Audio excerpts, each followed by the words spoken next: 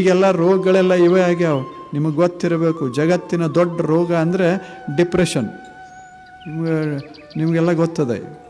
Depression ದುಡ್ದು ಗಳಿಸೋದದೆ, ಒಂಥರ ಇರೋದದೆ, ಇದು ಡಿಪ್ರೆಷನ್ ಅಂತಾರೆ. ಉತ್ಸಾಹನೇ ಇಲ್ಲ, ನಿರುತ್ಸಾಹ. ಇದನ್ನು ತಿಂತೀಯೇನು, ಏನಾರ ಇಡು.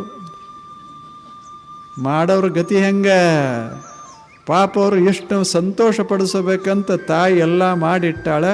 ಇವ ಬಂದು ಏನಾರೇ ಇಡು ಅಂತ, ಏನು ಕುಡಿತಿ, ಏನರೇ ಕೊಡು ಅಂತ. ಹಿಂಗೆ ಬದುಕೋದಾದರೆ ಗತಿ ಏನು? ಅದಕ್ಕೆ ಅವ ನಗೆಮಾರಿ ತಂದೆ ನಗಸ್ಗೋತ್ ಜಗಳ ಮಾಡ್ಕೋತಲ್ಲ. ಇವ್ರಿಗೆ ಹೇಳ್ತಿದ್ದವ, ಮಡಿವಾಳ ಮಾಚಿದೇವರು ಸಿಟ್ಟಿಗೆದ್ದು ತಿರುಗಾಡೋರು ಊರಾಗ. ಅಂಬಿಗರ